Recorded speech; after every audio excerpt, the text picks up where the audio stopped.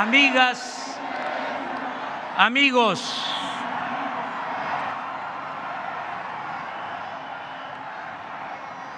como en los mejores tiempos, nos volvemos a concentrar en este zócalo democrático de la capital de la República. Hoy cumplimos 3 años de gobierno y estamos de pie. A pesar de la pandemia que tanto dolor nos ha causado, aunque se precipitó la crisis económica originada por el neoliberalismo o neoporfirismo, estamos de pie. Hemos resistido a las adversidades y seguimos avanzando en la transformación de la vida pública de México. Salimos adelante por la fortaleza cultural de nuestro pueblo, que siempre nos ha salvado ante calamidades, pero también por la fórmula que hemos venido aplicando de gobernar con honradez y poner toda nuestra atención en el bienestar de la gente. Es una dicha enorme poder decir que casi todas las comunidades de México cuentan con una ayuda, con un apoyo para mitigar la pobreza y mantener viva la esperanza en el porvenir. Ya estamos cumpliendo con aumentar la pensión a 9 millones de adultos mayores de 65 años del país.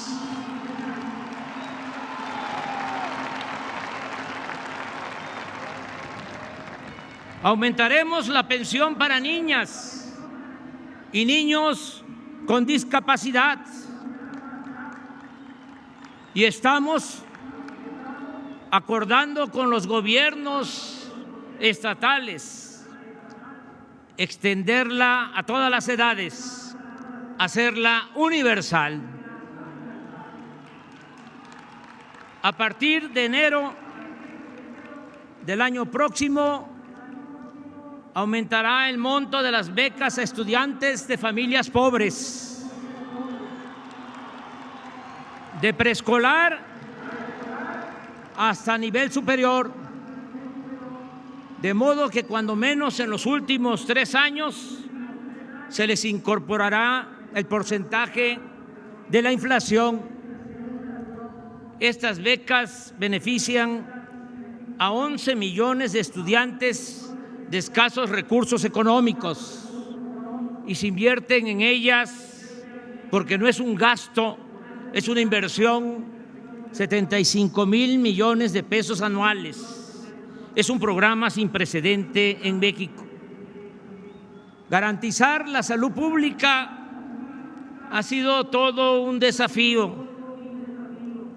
La corrupción en el sector salud llegó al extremo de que antes un pequeño grupo de proveedores de medicinas, entre los que se encontraban políticos corruptos del viejo régimen, vendían medicinas no solo a precios exagerados, sino incluso adulteradas o de bajísima calidad. Además, durante el periodo neoliberal fue tanto el abandono de la educación pública que no contamos, desgraciadamente, con los médicos que necesita el país. Deberíamos tener 3 médicos por cada 1,000 habitantes y solo tenemos 1.2. El control de la pandemia nos está permitiendo regresar a nuestro plan original de 4 puntos para mejorar los servicios de salud, médicos, medicamentos, buenas instalaciones y basificación a los trabajadores del sector. Está en marcha el programa de formación de médicos generales y se han ampliado las plazas para residentes o especialistas. La creación de nuevas escuelas de medicina, como la Escuela de Medicina del Gobierno de la Ciudad de México y las 40 escuelas de medicina y enfermería del Sistema de Educación Benito Juárez, nos han permitido tener más espacios para terminar con la absurda política de rechazar a quienes desean estudiar. Hemos abierto nuevos espacios de formación en hospitales de la Secretaría de Salud, el ISSSTE, el IMSS, Pemex, la Sedena, Marina. Esto nos ha permitido pasar de 8,000 médicos que se admitieron para especialización en 2018 a 18,000 en 2021. Y junto con becas que otorgaremos para hacer estudios en el extranjero, en el 2024 el déficit de especialistas se reducirá en 25%. Continuaremos con las compras consolidadas de medicina en México y en el extranjero para perfeccionar el sistema de abasto y distribución sin intermediarios ni corrupción, así como lo hicimos con las vacunas. En enero se iniciará un plan general de distribución de medicamentos apoyado por las Fuerzas Armadas, con transporte terrestre y aéreo para hacer llegar las medicinas hasta los centros de salud y hospitales más apartados del país.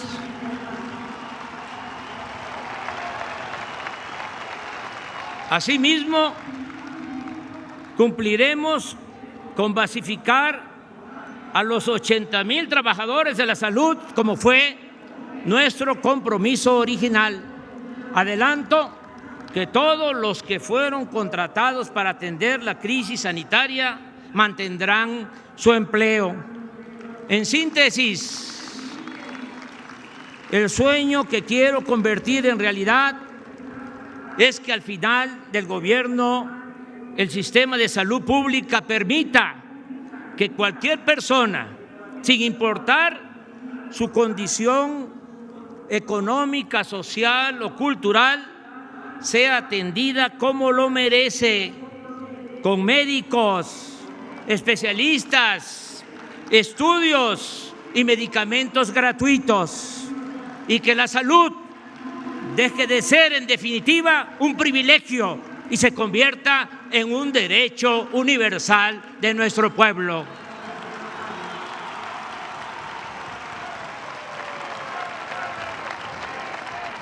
Como es sabido, la pandemia también causó estragos en el ámbito educativo, aun cuando de inmediato y con eficacia iniciamos un amplio programa de educación a distancia. Nada puede sustituir la educación presencial, no solo porque es una forma de aprendizaje más efectiva, sino porque permite la convivencia social en la escuela. La escuela es el segundo hogar para los estudiantes.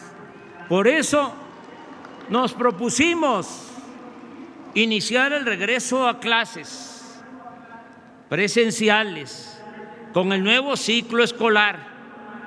Y hoy están asistiendo a las aulas 23.5 millones de estudiantes de nivel básico, con el apoyo, y lo reconozco y lo agradezco, de 1.800.000 maestras, maestros y trabajadores de la educación.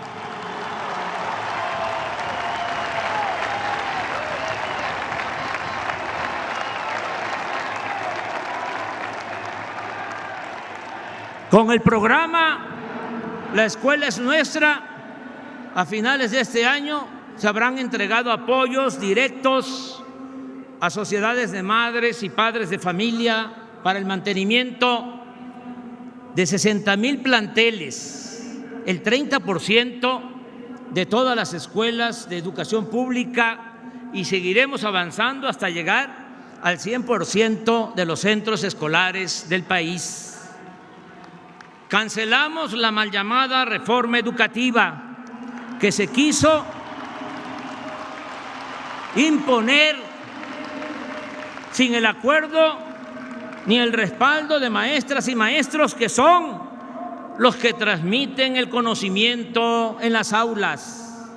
Al enmendar este absurdo y al tratar con respeto a los educadores, escucharlos y resolver sus justas demandas, hemos evitado conflictos y hemos contado con los maestros y con los padres de familia para ampliar la cobertura y mejorar la calidad de la enseñanza. Con el nuevo CONACYT, tendremos más investigadores y científicos que hagan aportaciones como la que significó la creación de los ventiladores para tratar enfermos graves de COVID. Y el año próximo, si todo marcha bien, contaremos con la vacuna patria.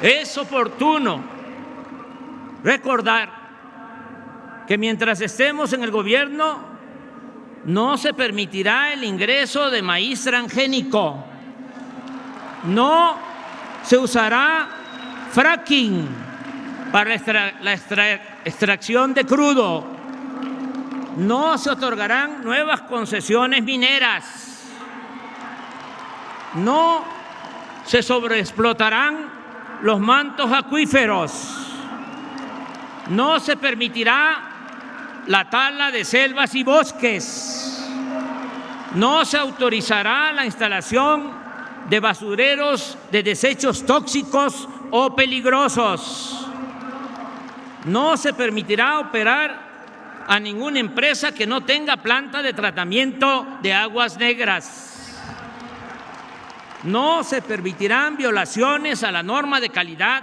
del aire ni cualquier actividad que dañe la salud, destruya el territorio o afecte el medio ambiente. No tengo duda que pronto, muy pronto, terminaremos de salir de la crisis económica. ¿En qué baso mi optimismo? Primero, en que no nos endeudamos como sucedió en otros países. Segundo, en que no se nos cayó la recaudación de ingresos, el ingreso en la hacienda pública. Esto nos permitirá mantener finanzas públicas sanas y suficientes para seguir impulsando el crecimiento y la creación de empleos, con obras como el Tren Maya, la nueva refinería, los 2 nuevos aeropuertos, el desarrollo del Istmo de Tehuantepec, las carreteras, con el impulso a la extracción de petróleo, la modernización de las refinerías y de las hidroeléctricas, el rescate de la industria eléctrica nacional y otras acciones financiadas con el presupuesto, sin contratar deuda. Otros factores, elementos buenos, favorables, son el gran potencial de crecimiento del sector agropecuario, el aumento en la afluencia turística y la excepcional ventaja que significa el tratado comercial con Estados Unidos y Canadá para atraer inversión extranjera, generar empleos y fomentar el desarrollo industrial del país. Hay factores que ayudarán mucho a seguir produciendo alimentos y a revertir el abandono del campo. Uno de ellos será seguir beneficiando a los pequeños productores, comuneros, ejidatarios, pequeños propietarios, con precios de garantía, la entrega de fertilizantes gratuitos y los programas de producción para el bienestar. También impulsaremos la economía con la incorporación de 100,000 hectáreas de canales de riego que estarán terminados en 2024 y que estamos construyendo en el norte de Nayarit y en las presas de Santa María y Picachos en Sinaloa, así como el nuevo distrito de riego de los pueblos yaquis. En el sector energético lograremos el objetivo de dejar de comprar en el extranjero gasolinas y diésel. Vamos a producir y vender estos combustibles en el mercado interno. Esto implicará no exportar petróleo crudo y transformar en México toda nuestra materia prima. Para ello, a finales de 2023 estaremos procesando 1.200.000 barriles diarios en las 6 refinerías que se han venido rehabilitando, 340.000 barriles adicionales en la refinería que compramos a la empresa petrolera Shell y la misma cantidad, otros 340.000 barriles en la nueva refinería de Dos Bocas, Paraíso, Tabasco. En general, tendremos capacidad para refinar alrededor de 1.880.000 barriles diarios de gasolina, diésel y turbocina, que equivale a garantizar nuestro consumo nacional. Con la nueva reforma constitucional que enviamos al Congreso, la nueva iniciativa de ley, vamos a recuperar el equilibrio perdido con la política energética neoliberal, que contraria al interés público y de manera perversa buscaba arruinar a la industria eléctrica nacional y dejar el mercado en manos de empresas privadas, principalmente extranjeras. También en esa iniciativa va la resolución de que el litio sea propiedad de la nación.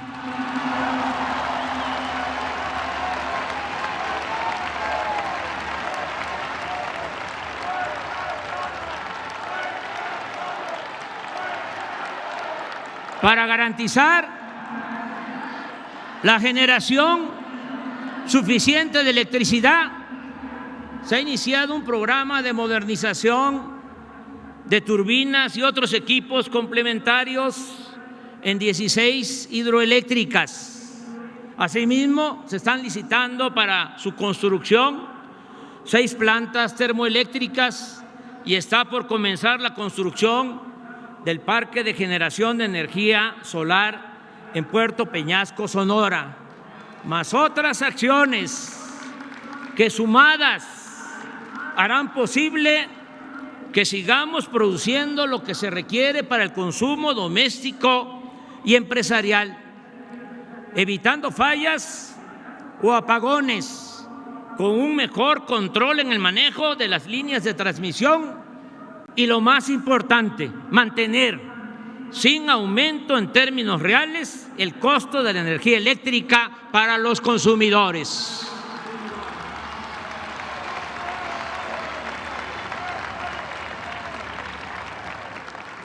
La atención especial al sur-sureste está cambiando el perfil del desarrollo en nuestro país.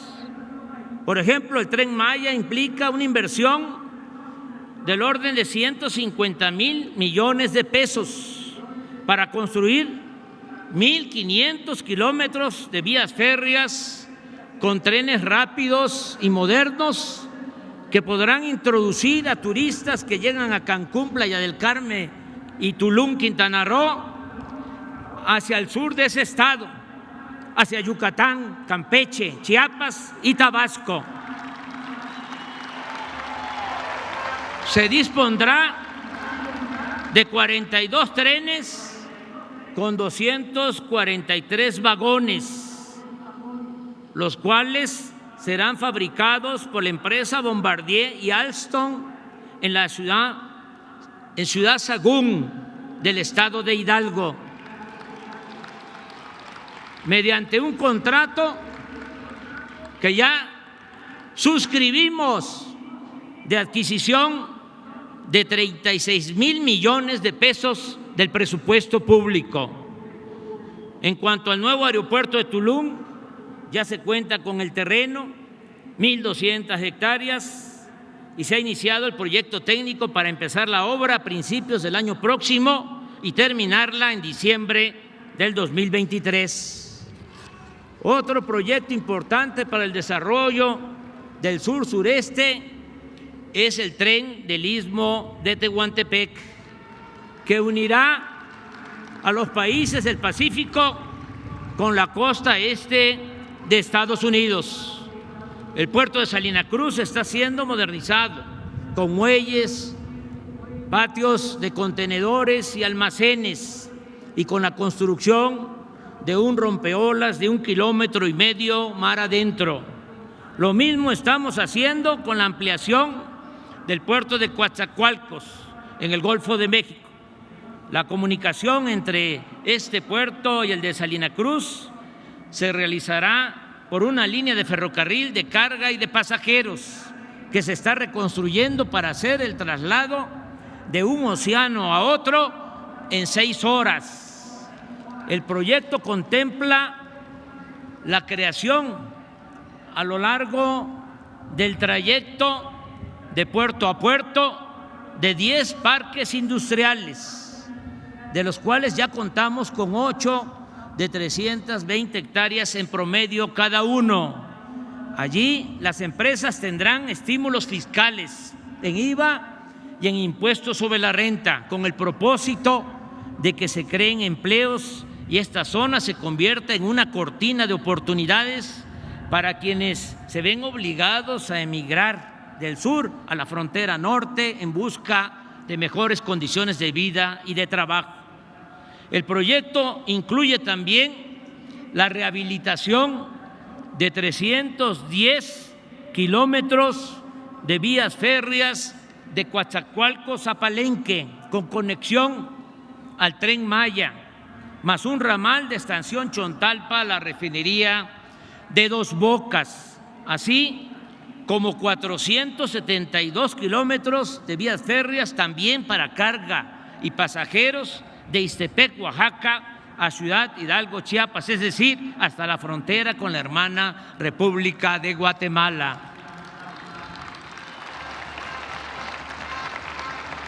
Tenemos un potencial turístico cuantioso gracias a la riqueza geográfica y algo que no debemos olvidar, gracias a las culturas de México.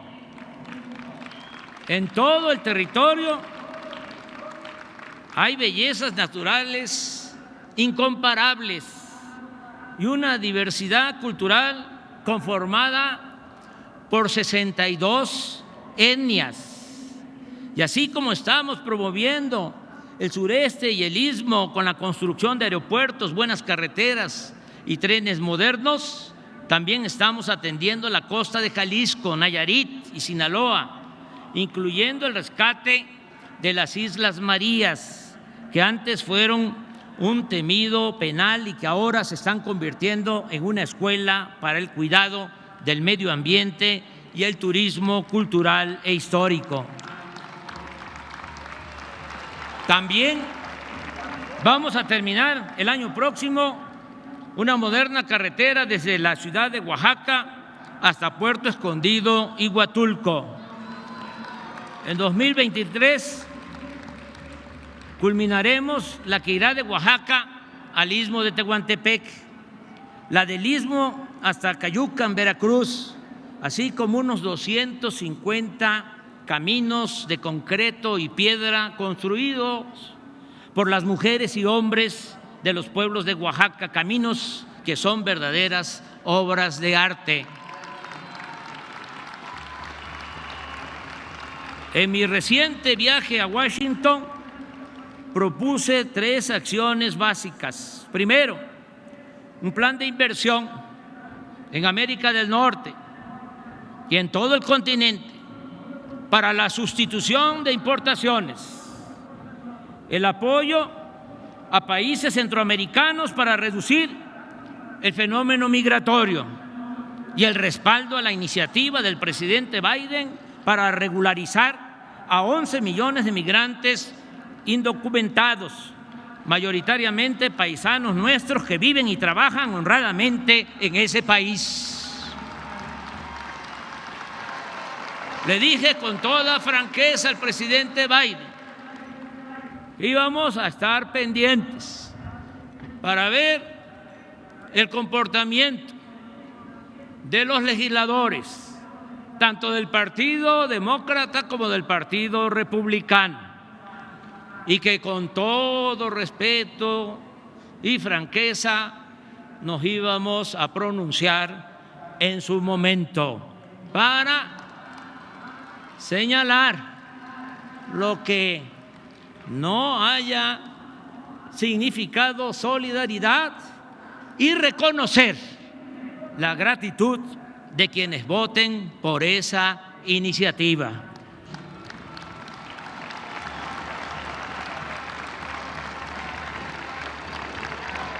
Hemos enfrentado los efectos más devastadores de la pandemia con el desempeño fraterno y ejemplar del personal de salud, desde el camillero y la enfermera más humilde hasta el médico de mayor especialización. También nos ayudó mucho el haber contado a tiempo con la vacuna. Hoy el 86% de los mexicanos mayores de 18 años están protegidos, casi todos con 2 dosis. Ya empezamos a vacunar a jóvenes de 15 a 18 años y vamos a aplicar dosis de refuerzo comenzando con los adultos mayores.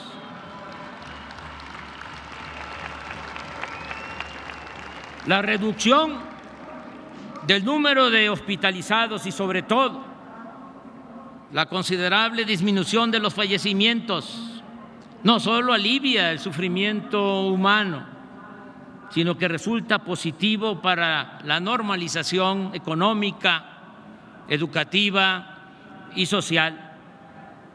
En el campo, en el medio rural, se está trabajando sin limitaciones.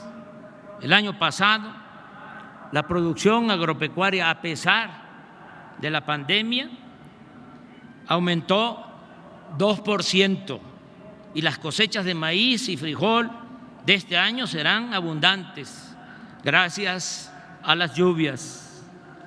El sector industrial está en franca recuperación y lo mismo ocurre con el comercio, el turismo, los restaurantes, la aviación y otros servicios.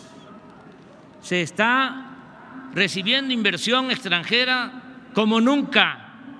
En los primeros 9 meses de este año han llegado 24.832 millones de dólares.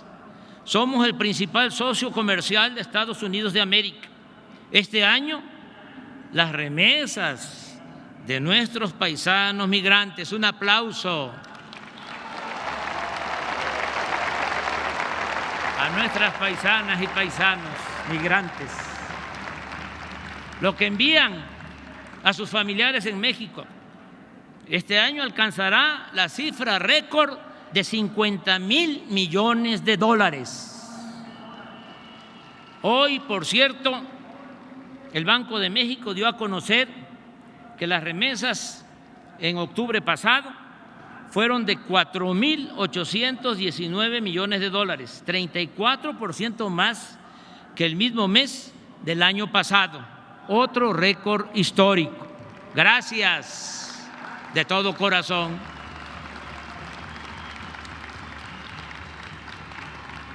Casi todos los pronósticos coinciden en que la economía crecerá este año alrededor del 6%. No hemos contratado deuda pública adicional. El peso no se devaluó durante los primeros 2 años y 11 meses del sexenio, como no sucedía en 3 décadas. Sin embargo, por factores externos, en noviembre se depreció en 4%. De todas maneras, no hay comparación con lo que sucedía en los anteriores sexenios. Hay estabilidad en nuestra moneda.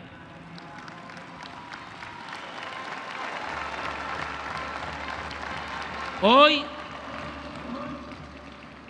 se acordó entre el sector obrero, el patronal y el gobierno, por consenso, un aumento del salario mínimo del 22% para el año próximo.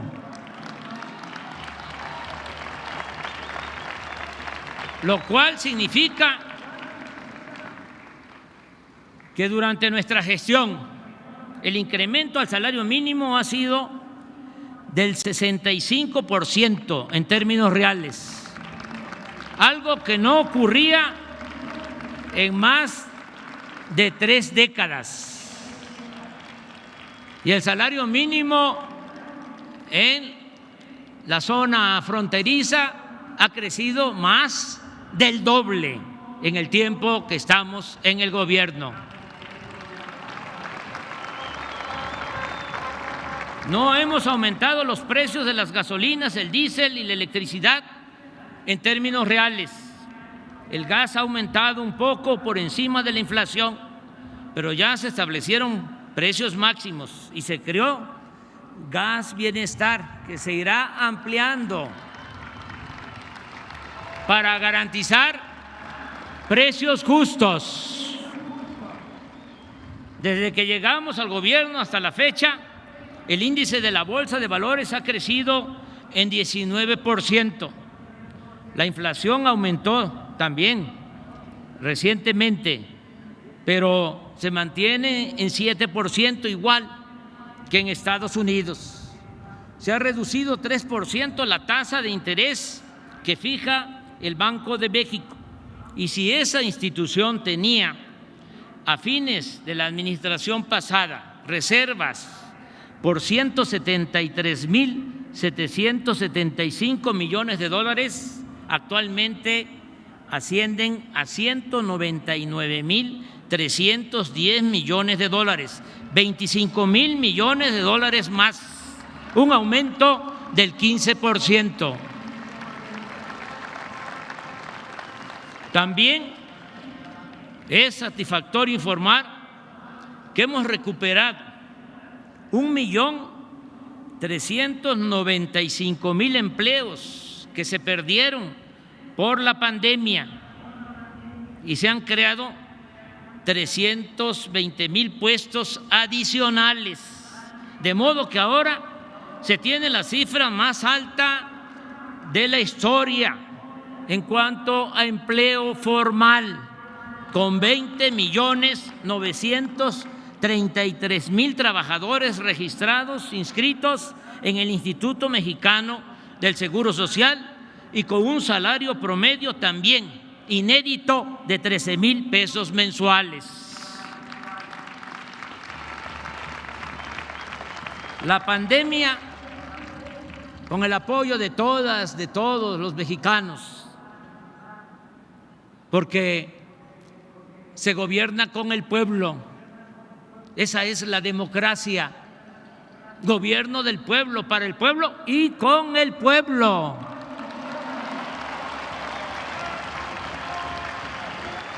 ¿Qué sería de nuestro gobierno sin el respaldo del pueblo? ¡Que viva el pueblo de México!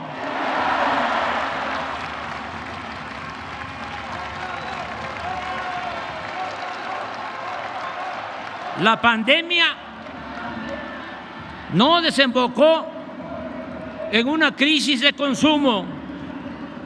Gracias, como ya lo expresé, a las remesas y a los apoyos de los programas de bienestar que llegan y se aplican de abajo hacia arriba, no como antes, que primero eran los de arriba, porque decían que si llovía fuerte arriba, goteaba abajo, como si la riqueza fuese permeable o contagiosa. Que se vayan al carajo con ese cuento.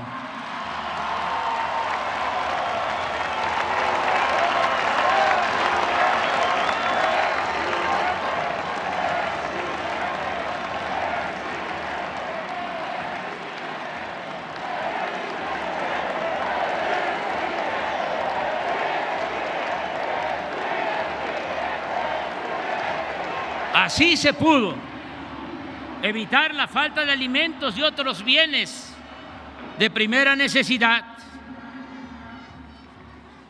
Aún con la gravedad del problema de inseguridad que heredamos, no hemos caído en la tentación de combatir la violencia con la violencia. Hemos acreditado con hechos nuestra convicción humanista, demostrando en la práctica que el mal debe enfrentarse haciendo el bien, que la paz es fruto de la justicia, que el ser humano no es malo por naturaleza y que son las circunstancias las que llevan a algunos a las filas de la delincuencia. Podrá llevarnos tiempo el pacificar el país, pero la fórmula más segura es atender las causas de fondo que generan la inseguridad y la delincuencia: la pobreza, la desintegración social, la desintegración familiar, la corrupción, la desigualdad que produce frustración, la pérdida de valores culturales, morales, espirituales. Por eso nos hemos empeñado en atender a los jóvenes. ¡Arriba los jóvenes!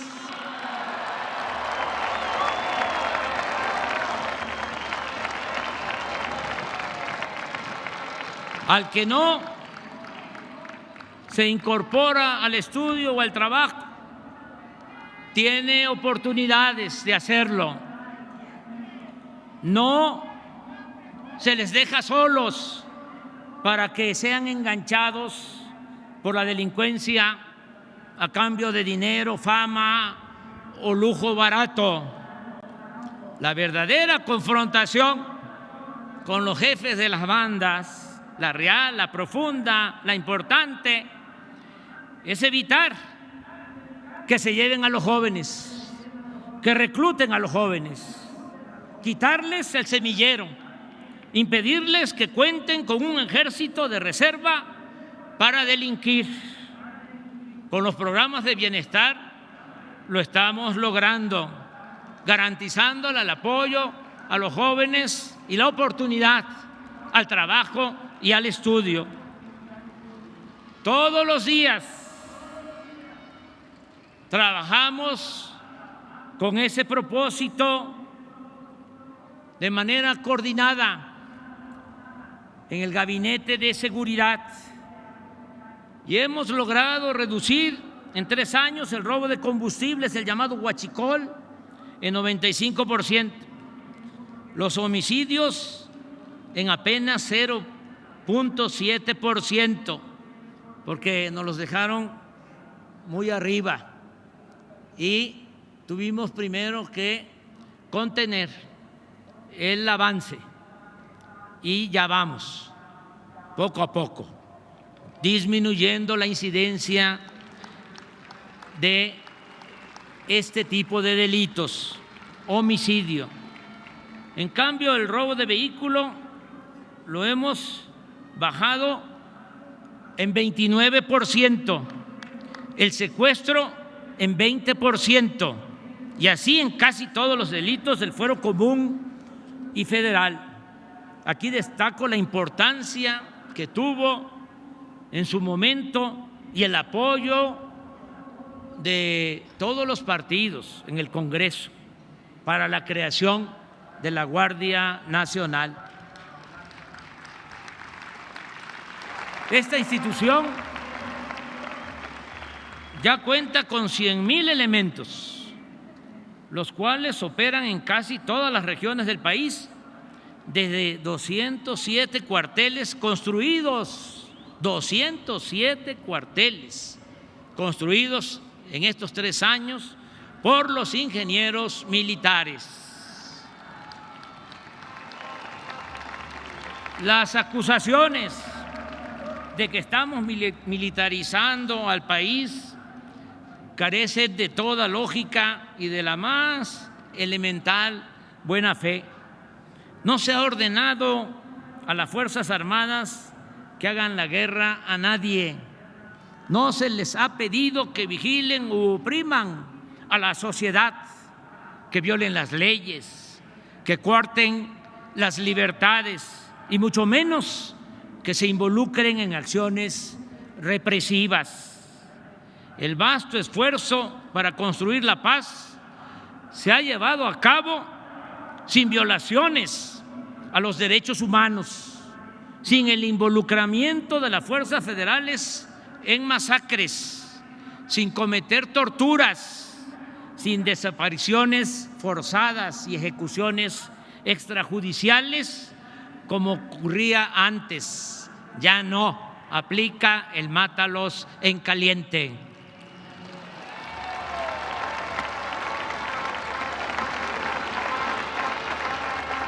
Por el contrario, en esta nueva etapa, la generosa y decisiva participación de nuestros soldados y marinos en auxilio a la población ante desastres, inundaciones, temblores, en acciones también de desarrollo, bienestar y paz, es refrendo de su lealtad al pueblo y a las instituciones civiles.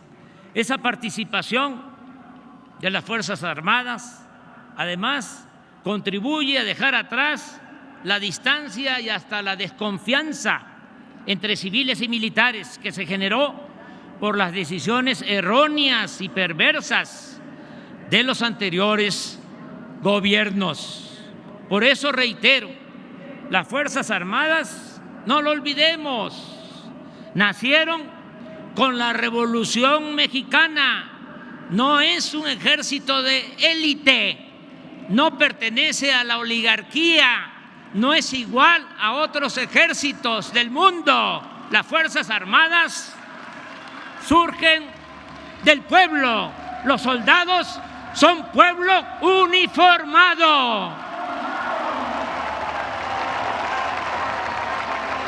Por eso, mi reconocimiento a la Secretaría de Marina y a la Secretaría de la Defensa Nacional por su entrega y por su respaldo. Como he sostenido por años, la corrupción no solo se debe combatir por razones morales, sino también por la gran cantidad de recursos que se recuperan para el desarrollo y el bienestar del pueblo. En vez de conseguir como lo hacían antes, líneas de crédito para endeudar al país, como era la práctica neoliberal durante los periodos de crisis. Nosotros optamos por intensificar el combate a la corrupción.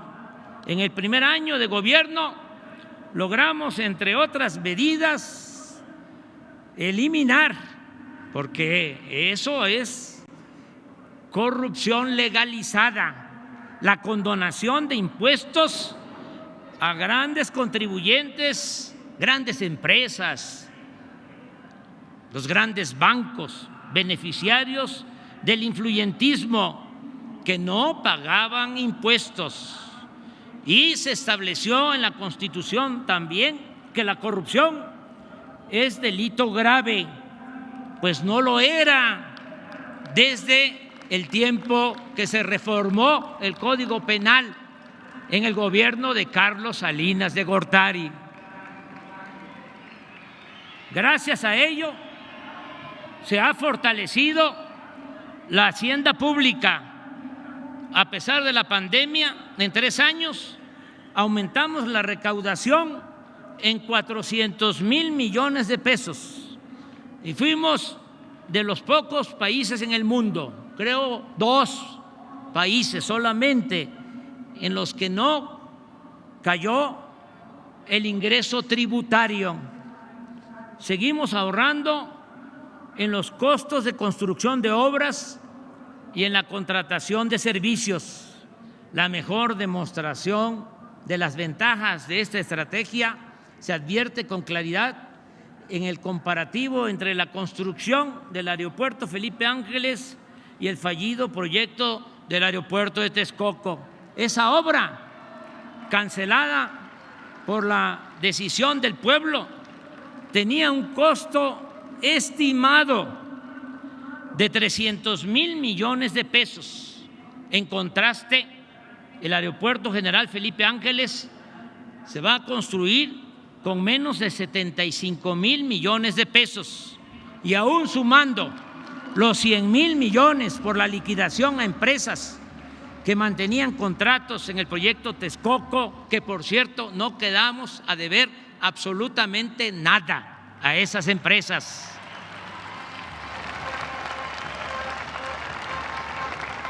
Con todo, obtendremos un ahorro de alrededor de 125,000 millones de pesos. Nada más recuerdo que acabo de decir que el Tren Maya va a significar una inversión de 150,000 millones, y por haber tomado esta decisión de construir el aeropuerto Felipe Ángeles y cancelar el de Texcoco, nos estamos ahorrando 125,000 millones de pesos. Es decir, con este ahorro se está financiando el Tren Maya. ¿Es importante combatir la corrupción, sí o no?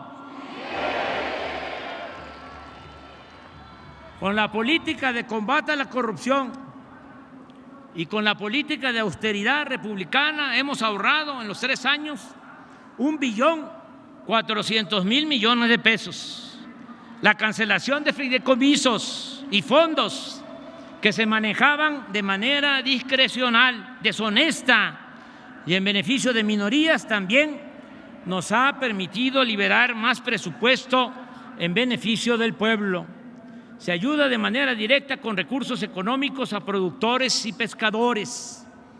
Se restablecieron los precios de garantía. Apoyamos a 440,000 campesinos que están sembrando árboles frutales y maderables en 1 millón de hectáreas. Es también una dicha enorme poder decir aquí, en este zócalo democrático, que el programa de reforestación más importante del mundo, la inversión más cuantiosa, 1.300 millones de dólares del programa Sembrando Vida, no se ve en ningún otro país del mundo.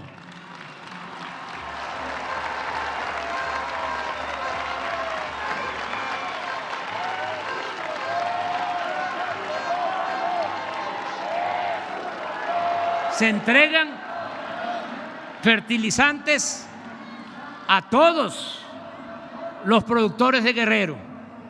Más de 300,000 productores de Guerrero reciben de manera gratuita sus fertilizantes, así como 68,000 campesinos pobres de Puebla, Tlaxcala y Morelos. Y el próximo año se incluirá a productores de Chiapas, Oaxaca, Zacatecas, Durango y Nayarit. Y antes de que termine el sexenio, vamos a estar beneficiando con fertilizantes gratuitos a 1 millón de productores pobres de nuestro país. Que coman los que nos dan de comer.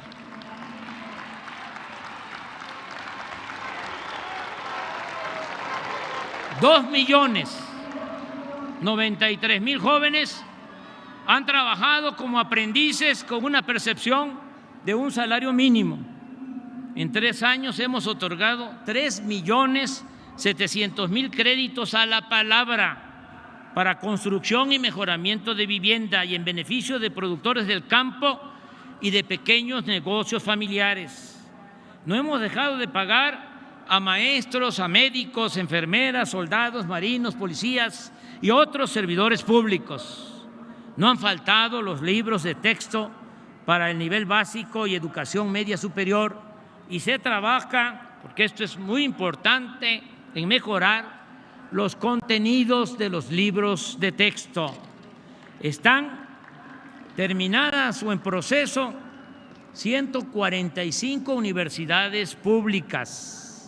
Se han mejorado espacios urbanos en colonias populares. Se han mejorado estos espacios urbanos para la recreación, la cultura y el deporte en colonias populares de 100 municipios del país. 95,182 comunidades ya cuentan con conexión de Internet.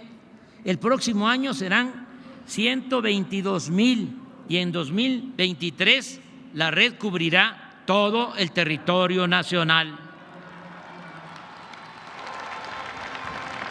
Sigue en expansión el Banco del Bienestar, para el cual se han construido también con los ingenieros militares hasta ahora 1,139 sucursales.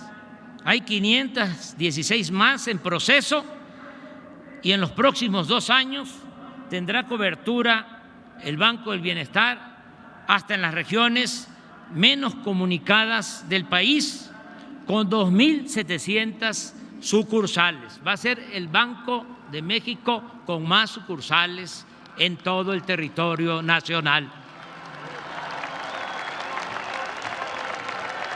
Hemos publicado 66 títulos de grandes autores con 2,386,000 ejemplares gratuitos o a precios módicos. Están en construcción los parques culturales y ecológicos del Bosque de Chapultepec y del Lago de Texcoco. Terminamos el tren suburbano de Guadalajara y continuamos con el que va o viene de Toluca a la Ciudad de México. Rehabilitamos los aeropuertos de Tuxtla Gutiérrez, Chetumal, y está en proceso de rehabilitación el aeropuerto de la Ciudad de México. El 21 de marzo del año próximo vamos a inaugurar el moderno Aeropuerto General Felipe Ángeles.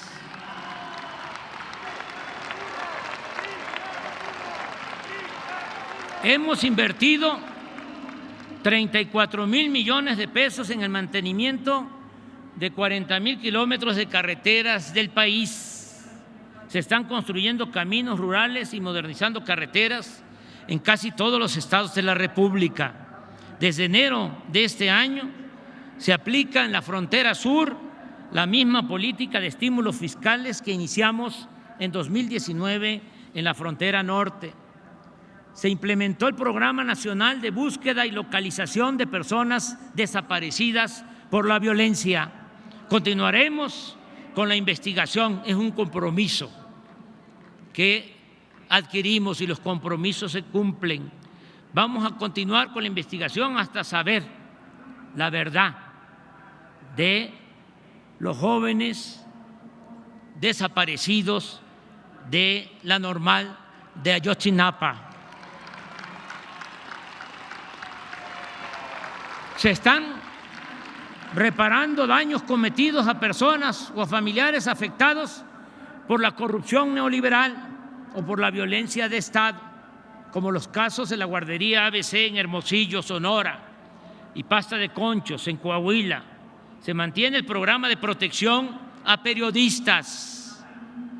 Se creó el instituto para devolverle al pueblo lo robado y funciona el tianguis del bienestar para entregar bienes decomisados en favor de las comunidades más pobres de México.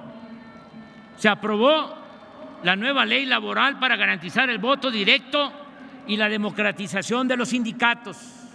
No hemos tenido conflictos con el Magisterio Nacional. Se ha basificado a 400,000 trabajadores de la educación. Se han entregado puntualmente las participaciones federales y los recursos del presupuesto que por ley corresponden a estados y municipios. La independencia de los poderes legislativo y judicial y de la Fiscalía General de la República es una realidad. No se fabrican delitos ni se espía a opositores. Solo ha habido 20 huelgas de trabajadores. Están permitidas las huelgas, no se han impedido, pero afortunadamente ha habido acuerdos entre trabajadores y empresarios. Las manifestaciones de protesta tampoco se han impedido, pero se han reducido al mínimo. Ofrecimos asilo al expresidente Evo Morales y a sus colaboradores. No tenemos conflicto con ningún gobierno en el mundo. Se permitió la entrada a organismos internacionales para vigilar el cumplimiento de los derechos humanos en nuestro país. Hay información permanente sobre quién es quién en los precios. Están en curso 2 campañas de información para no consumir drogas ni productos chatarra. Se inauguró el túnel emisor Oriente para evitar inundaciones en el Valle de México. Nuestro país fue electo casi por unanimidad para integrar el Consejo de Seguridad de la ONU. El 9 de noviembre pasado presidí ese consejo y propuse la aplicación de un plan de bienestar y fraternidad para ayudar a 750 millones de pobres del mundo que sobreviven con $2 diarios. Vamos a presentar la iniciativa a la Asamblea General y estoy seguro que va a ser aprobada. De igual manera, en la ONU se aprobó la resolución que presentamos para garantizar la equidad en el comercio y la distribución de medicinas y vacunas. Se han montado 1,637 exposiciones artísticas y arqueológicas en México y en el extranjero. 925 deportistas y entrenadores de alto rendimiento han recibido de manera directa apoyos para su preparación por un monto global de 500 millones de pesos. En las Olimpiadas de Tokio, los deportistas mexicanos compitieron con profesionalismo y dignidad. Obtuvieron 4 medallas de bronce. Asimismo, los deportistas paralímpicos nos trajeron 7 medallas de oro, 2 de plata y 13 de bronce. Se lleva a cabo el proyecto Agua Saludable para la Laguna de Coahuila y Durango. Se resolvió el conflicto de la cervecera en Mexicali, el de la presa El Zapotillo en los Altos de Jalisco. el bloqueo de la carretera de Cardel a Poza Rica, la compra a sobreprecio de la planta de fertilizantes. Van a devolver $200 millones.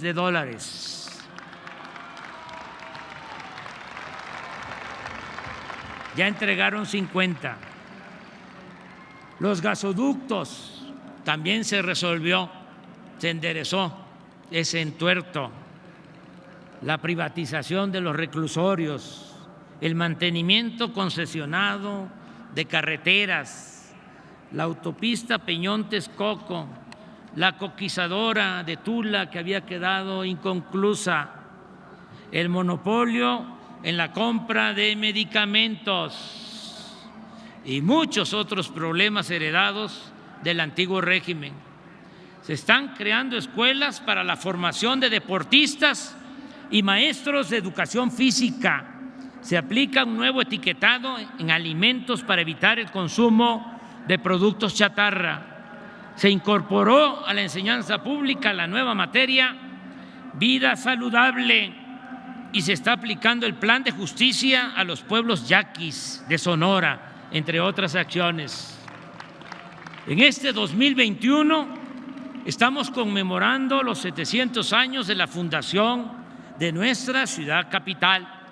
También recordamos la caída de Tenochtitlán hace 500 años por la invasión española, así como los 200 años de nuestra independencia alcanzada el 27 de septiembre de 1821. En este contexto se celebraron 16 actos conmemorativos, se montaron 2 grandes exposiciones en el Museo de Antropología e Historia y en el edificio de la SEP sobre la grandeza de México, con piezas arqueológicas y códices que están en custodia en el extranjero, que nos las prestaron y que están en custodia en comunidades y en los museos de nuestro país. En todos los actos contamos con la asistencia de mandatarios, mujeres y hombres, líderes sociales, de diversas expresiones políticas, sociales y culturales del mundo. Destaco la reedición de 2.100.000 libros que se están distribuyendo de manera gratuita. Di la instrucción respetuosa de que a cada uno de los que asistiera a este informe, que vienen por su propio pie, por convicción,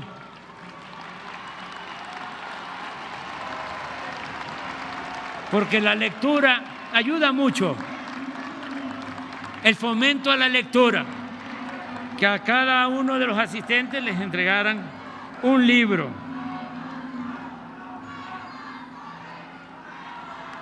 Son 21 autores excelentes, de lo mejor, autores que han dejado con sus obras constancia, sobre todo de la grandeza cultural de México. Amigas y amigos, lo más importante es que ya sentamos las bases para la transformación de nuestro país, entre todos.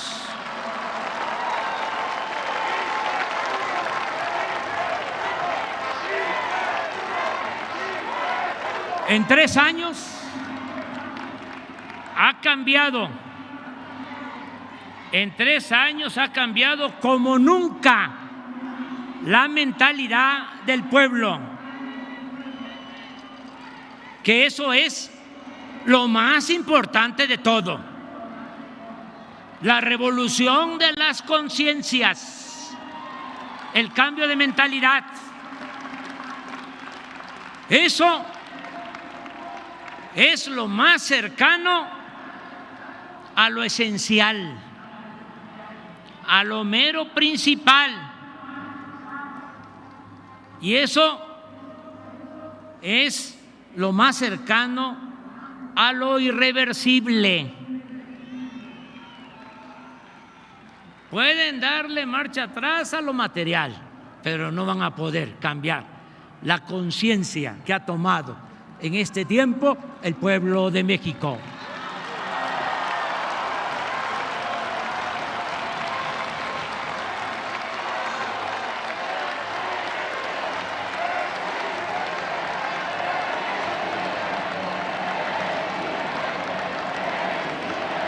Hoy se respeta la Constitución, hay legalidad y democracia, se garantizan las libertades y el derecho a disentir, hay transparencia plena y derecho a la información, no se censura a nadie. Desde el Poder Federal no se organizan fraudes electorales como era antes. El gobierno ya no representa a una minoría, sino a todos los mexicanos de todas las clases, culturas y creencias. Se gobierna con austeridad y con autoridad moral. No se tolera la corrupción ni se permite la impunidad. En la práctica no hay fueros ni privilegios. Se atiende a todos, se respeta a todos, pero se le da preferencia a los pobres. Por el bien de todos, primero los pobres.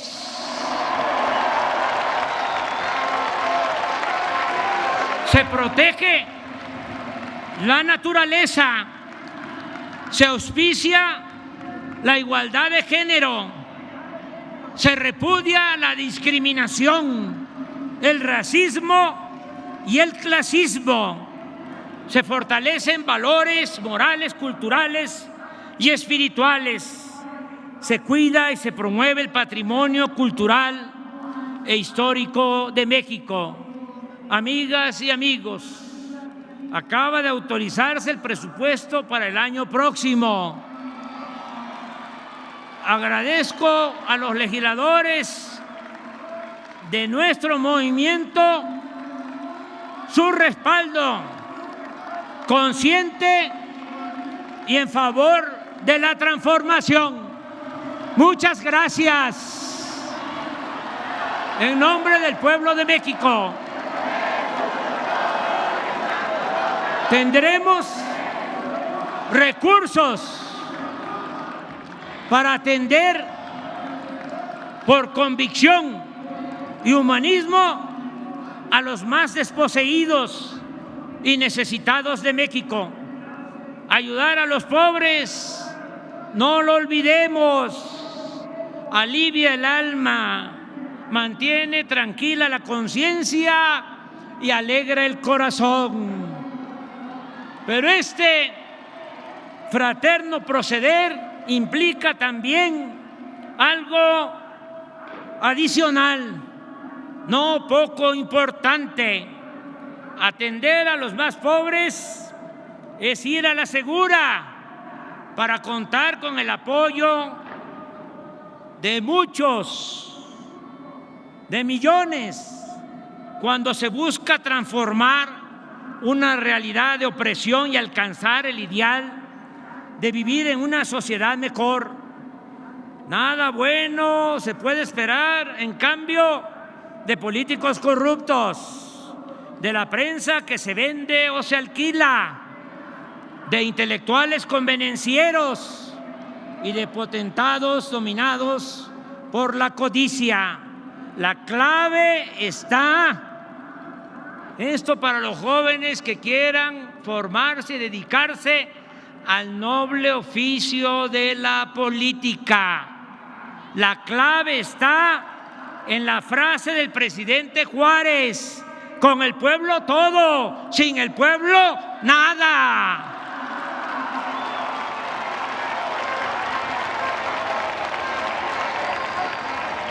Nada se logra. Y esto aplica en México y en todo el mundo. Nada se logra con las medias tintas. Los publicistas del periodo neoliberal, que ya se fue, se está terminando esa pesadilla. Los publicistas del periodo neoliberal, además de la risa fingida,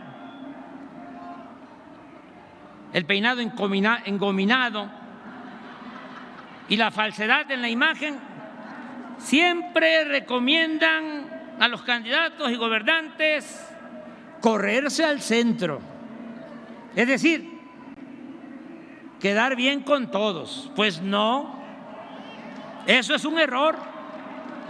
El noble oficio de la política exige autenticidad y definiciones. Ser de izquierda es anclarnos en nuestros ideales y principios, no desdibujarnos, no zigzaguear.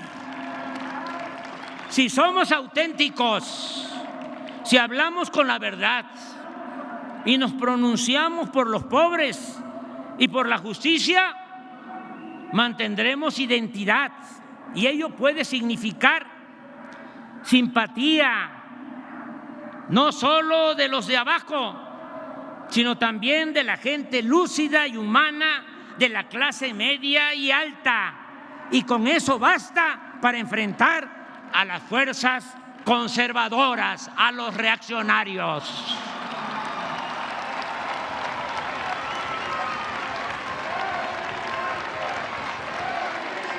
En abril del año próximo vamos a probar de nuevo qué tanto respaldo tiene nuestra política de transformación. Sabremos si vamos bien o no con la consulta para la revocación del mandato. Se le preguntará al pueblo, que es el soberano, el que manda, si quiere que yo continúe en la presidencia o que renuncie. Este ejercicio, este método creado por nosotros, elevado a rango constitucional, no solo resolverá si me voy o me quedo, establecerá además el procedimiento para hacer realidad el principio de que el pueblo pone y el pueblo quita. Es sembrar, establecer en nuestro país un precedente. Nada de que me eligieron por 6 años y puedo hacer lo que me dé la gana. No, el pueblo tiene que mantener todo el tiempo el poder en sus manos.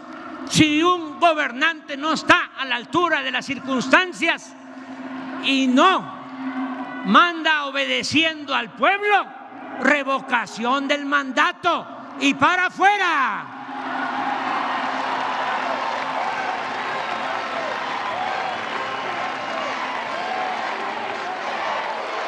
Por eso llamo a participar a todas y a todos los mexicanos, militantes de partidos o ciudadanos apartidistas, para poner en práctica el método de la revocación del mandato hasta convertirlo en un hábito democrático.